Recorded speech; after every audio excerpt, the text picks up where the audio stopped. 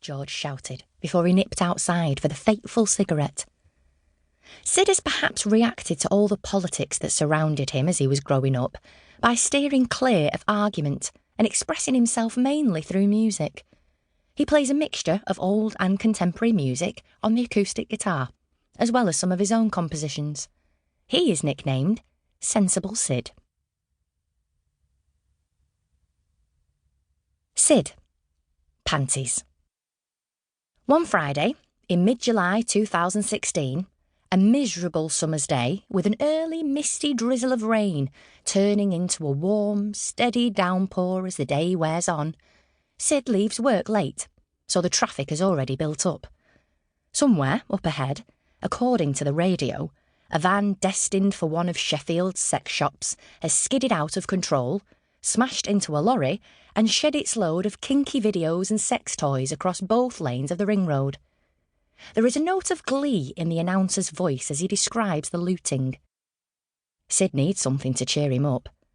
There's something particularly deadening about the combination of evening, rain, Yorkshire and traffic jams that could bring down the most buoyant of personalities, which he guesses don't include him. Stuck in his car on the ring road, listening to the news on the radio, and watching his windscreen wipers flick uselessly backwards and forwards, spreading a film of grease across the glass, he has plenty of time to imagine the scene of the crash, and to replay scenes from his parents' car crash of a marriage in his mind, each time focusing on different details. Suddenly, his phone rings. It is his father, his voice breathless with emotion. "Listen, Sid, do you know what?" "What is it, Dad?"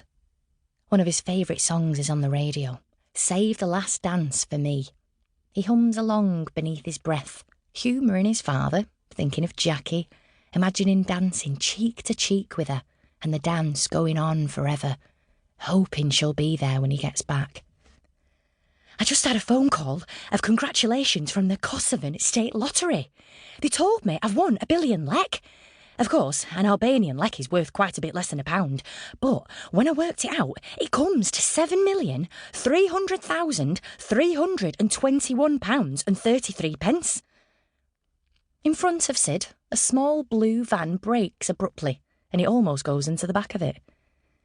33 pence? Are you sure? "Sure, I'm sure. Do you think I'm stupid?" "Hold on, Dad." Sid tries to bring his father back down to earth gently, knowing he is sometimes given to flights of fancy. "Did you actually buy a ticket for this lottery?" "Possibly. I may have done." Pause. "I can't remember, Sid. I do vaguely remember filling in an online form ages ago. They wanted all kinds of personal information and contact details, and in exchange, they entered me in the lottery, and I must have won. I won the lottery." Sid feels both irritated and at the same time protective towards his father. He guesses that George hasn't bought a ticket at all, and somebody is trying to scam him. Poor befuddled old codger that he is, hailing from his brown pre-technological world. It's probably a scam, so just ignore it. And I suppose they asked you for your bank details so they could deposit the money. How did you know? They need an account number and sort code, but they don't need your password or PIN to deposit money, just to take it out. These people, they specially target the confused and elderly.